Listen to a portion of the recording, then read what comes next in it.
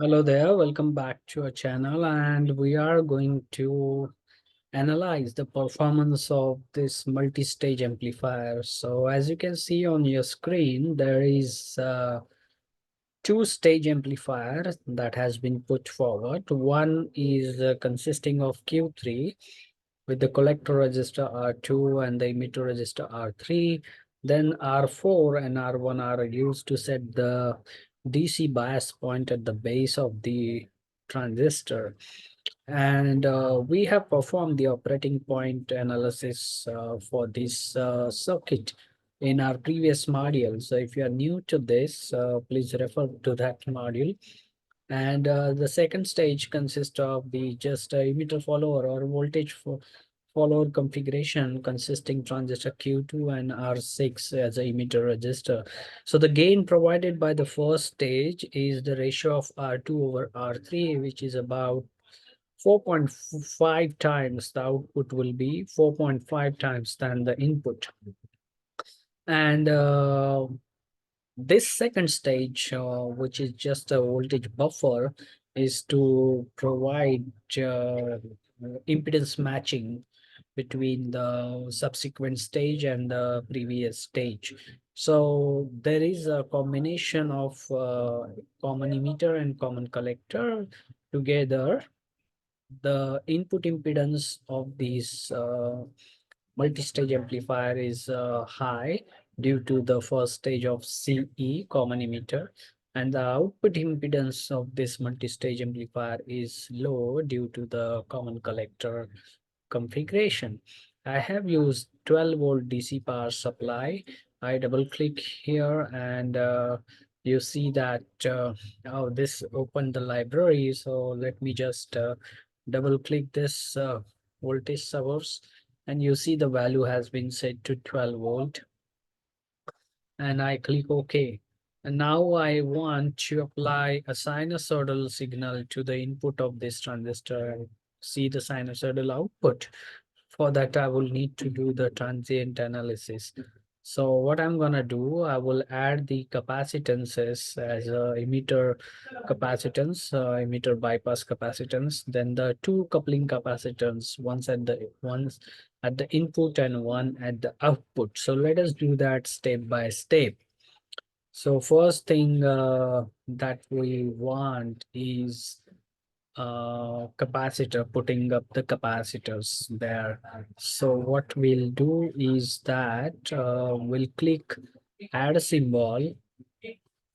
It opens up the library. We'll say capacitor or C. So we'll search for that. So here it comes, the unpolarized capacitor. Okay.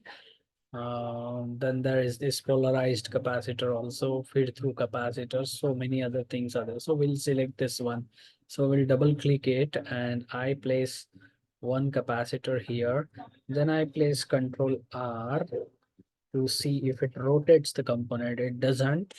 I'm using the KiCAD software actually uh, to simulate design and simulate this circuit.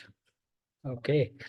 Now I will need a load also. So load resistance of 10K, for example, I there is this small amplifier symbol because I have selected previous component. So I will just press escape button. You see that disappeared, and now I place my mouse on the R6 and type Control C, Control V. So it copied that register. So here it's my RL. Okay, and RL is there. Now what I'm going to do, I'm going to break this line here, and I will just select this and move this bit there, and I will need to connect this right here, but before that I need to do the capacitances. So I have to move this now, rotate it, the register. So I will click OK and see where I can actually rotate the component. Okay, and here I see that there is all add options. there, but where is the rotate? Maybe I have to right click here and see if it has the option of duplicate is okay. There is a move, drag, rotate. This is just R. You can use R only. So here it is. So I place it here and then I also click here and then press R on my computer. Then I select again and move it. So here is one capacitors. All the capacitances are there. Now I will click add wire. So look at here. I have clicked add wire. I am making the connections now. So here it is. Then this is my final output of the amplifier. Then I have this capacitance, which is here. And then this capacitance goes across the emitter resistance. Remember, at the desired frequency of interest, this capacitor acts as a short, okay, shunting the emitter resistance to provide the maximum gain there. Then you have this add wire here. We click OK, uh, and that's it. Now I need a ground here, so I will just select this, then Control C, Control V, that is copy paste. That's it. And here I place it. Again, I click wire, then make the connections right here. Once that is done, I need a voltage source now to have that. Before that, I need to select the values of the components. Okay. So load is 10K. So I will just double click here and there is a value option here. I will say it is 10K. Now I want the capacitor values. So let me select that. Now these two are 25 micron. So I will just double click here and then 25 micron for this capacitance. And here also I double click and the value of this capacitance also 25 micron. I click OK. Before that, let us see what simulation model of the capacitor is. So here is the ideal capacitor. Then there is a behavior. This is 25 microfarad capacitance. That is okay. Now, what about this capacitance right here? So I will say 663. That is my capacitance value, 663 microfarad. I click OK. That's it. Okay, that's it. Okay, and then now it's all set. I need a voltage source now. So I click add a symbol. It opens up the library and then I will say voltage. Look at this. There is whether the voltage source comes or not. It doesn't come. So I will type the source because that's what I want. So it's a behavioral source, arbitrarily behavioral voltage source. I don't want the behavioral one. I want the real one, that to the sinusoidal. Uh, I will search for it. So here it is. I have a sinusoidal. Then there is a voltage source, transient, noise, pulse, everything is there. The DC voltage source, what we have chosen. Okay, good, great. So now I see that there are many options here. So I will choose this one. So voltage source, double click it. I place it somewhere here, for example, right here. Then I press escape button on my keypad. And now I want to make the connections to this add wire. Make the connections. As you can see, I'm making the connections. And now I have this right here. Okay, great. And now I can zoom out, zoom in, and maybe zoom to fit. Zoom to fit, you can't really see it much. So I will choose this option, zoom to objects. So that is control home.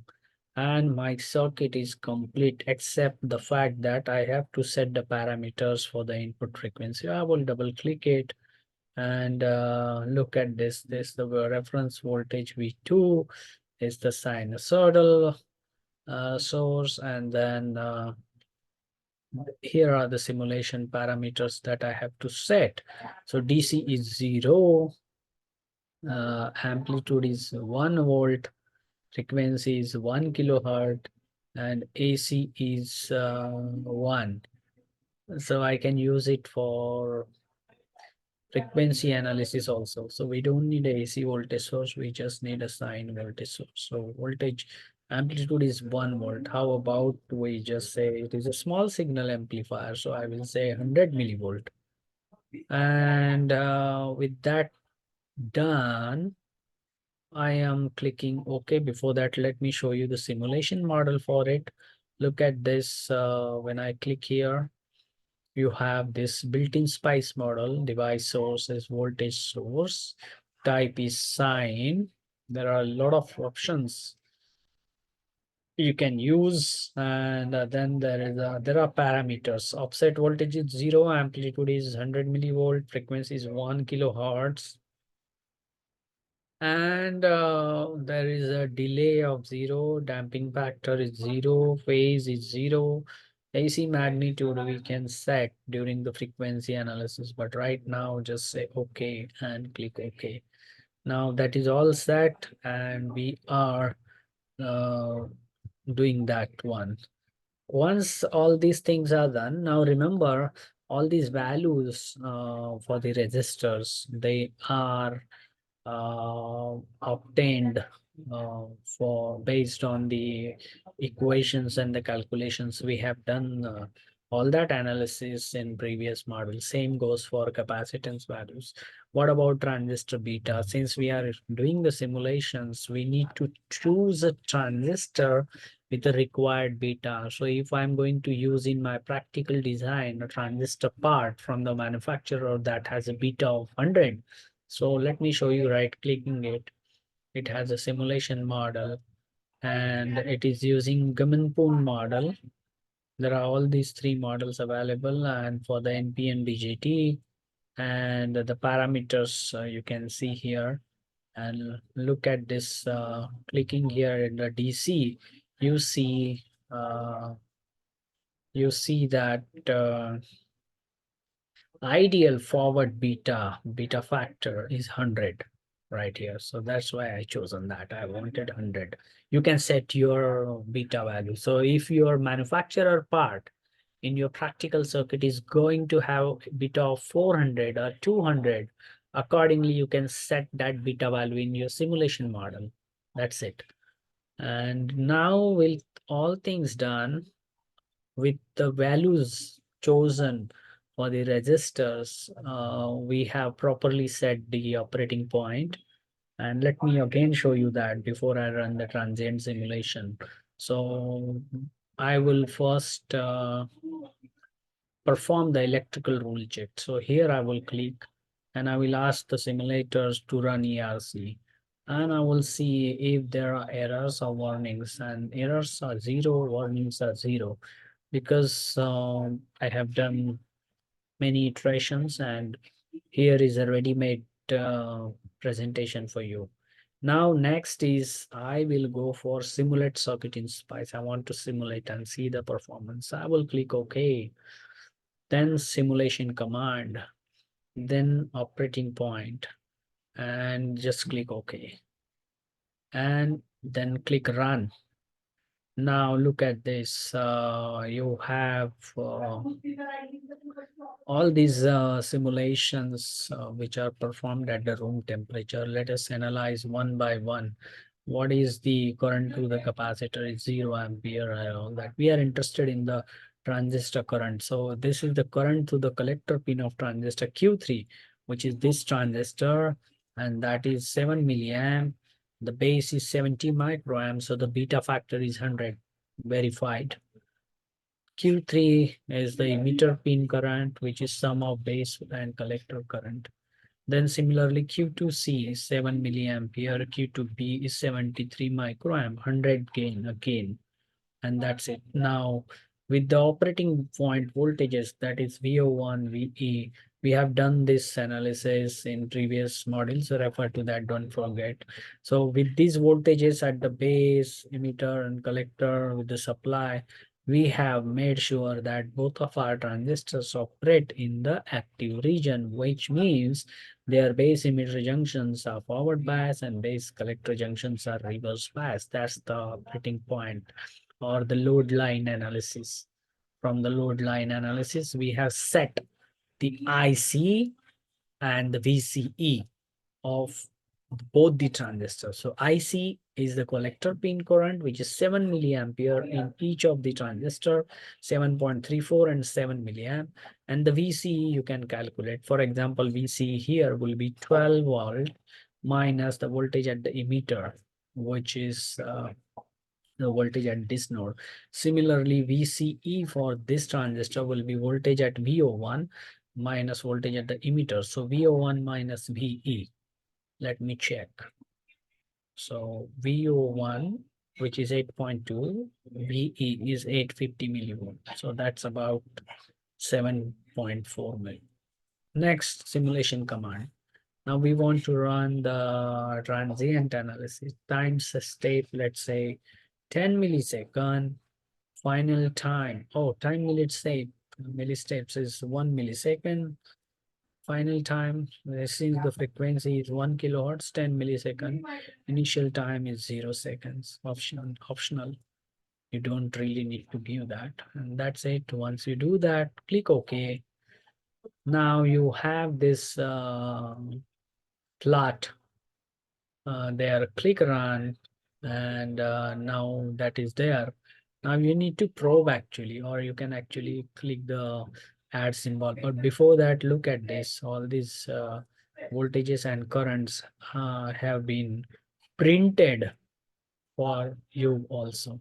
So why don't you just add signal where you see now all these things. So the first thing I need to check is my input signal, which is the voltage source V2 here. So let me see that this is the current through V2, and I want voltage of V2 actually. So where is that? I need to check that, right? So let me check it out. Voltage at A, voltage at VB. Ah, yeah, it will be voltage at VB. Will it be? Yeah. Or let me just see that. Just a second. Let me check here. What is the voltage? Oh, I need to get the voltage here. V2. I see the current through V2, but what about the voltage? Voltage at node A would be here. Voltage at VB will be here, but I want voltage here. Then VO1, then all these things. Okay, what about I probe? There is another option also, and click here. That's it. And let's see if this input, if the signal has been plotted there. I see now. Look at this. I see that the signal has been plotted there because just a second. Let me check that input signal is there. Oh, I have to actually share with you. Yeah, so after doing the transient analysis, I see that there is an input signal about 99 millivolt and this one, but time step is 1 millisecond. Okay, so it's like ng-spice plot. It's not much clear. So how about I check the simulation command again, and let me just check it once again whether you get this or not. Okay, so here maybe we'll see 0.1 millisecond, and then we'll say run simulation. Now look at this, the waveform has been improved, right? So do one thing, just to get this 100 nanosecond instead. That's the time step. Maybe simulation time will be a little bit longer, but you have the better sinusoidal resolution of the signals, and that you can go and you can do that. Okay, so that's your input voltage. Then again, choose probe. I want to plot the VO1. So I clicked here and I go back to check if the voltage has been plotted. I have this, look at this output signal has been plotted, but it is clipped. So my bias point is not really okay. I need to do something for that, right? So what can I do? I need to change the values of the resistors. So the reason for this mismatch of the waveforms that we see here, the output is getting clipped, right?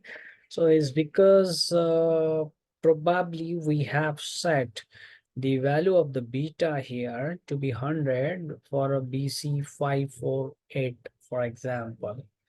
I wanted to have the BC548B, that transistor, and I wanted to design it, but the actual value for the current gain of BC548B is typical value is 330, and I have set a value of beta equal to 100 in the SPICE model. So maybe that would be the reason. Let us check if that is the reason we have this one. Okay, so what we can do is we'll just try to set that value to be 330. So let us say we'll say that we'll double click this one and check the value simulation model, or maybe we just see here it's also if that option is available. Go to simulation model, click the DC, and here you have this value here. Can you change that? You can actually, default is 100, you can actually give it 330. Okay, now you have given it 330. That's correct. And with that, you click OK and click OK. Here also, you have to do that.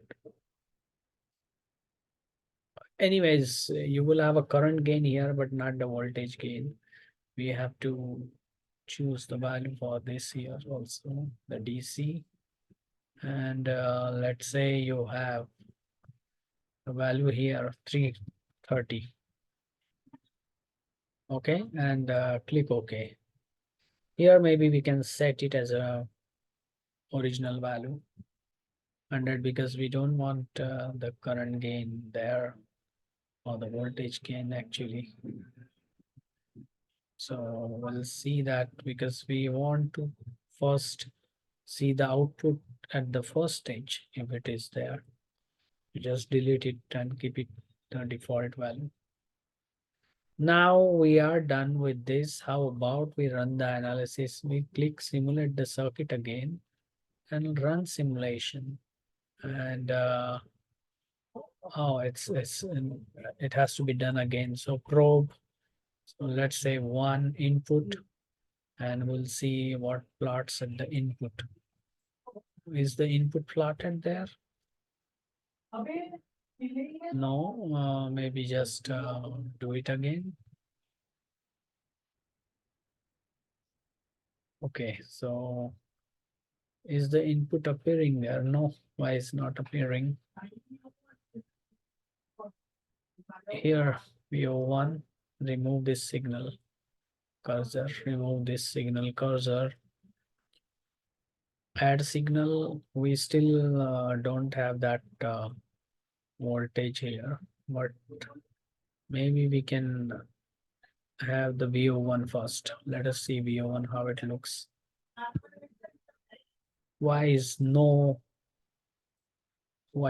simulation coming? So how about we close this, discard changes, we save it, run ERC first, electrical rule check, run ERC.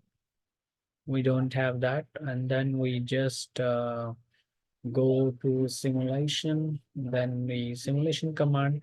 Now we have changed the value of beta, so we have to run the operating point analysis again.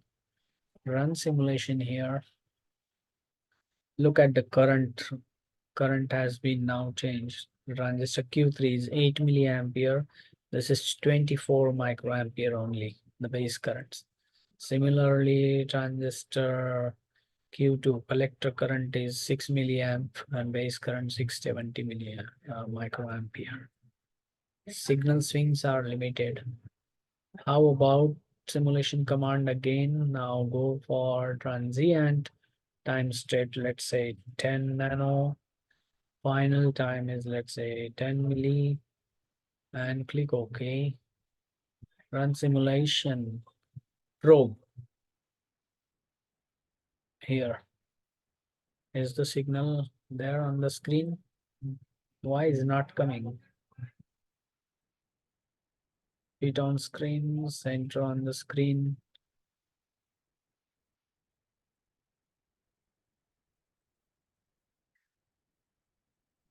Why don't we see the signal right here? Add signal.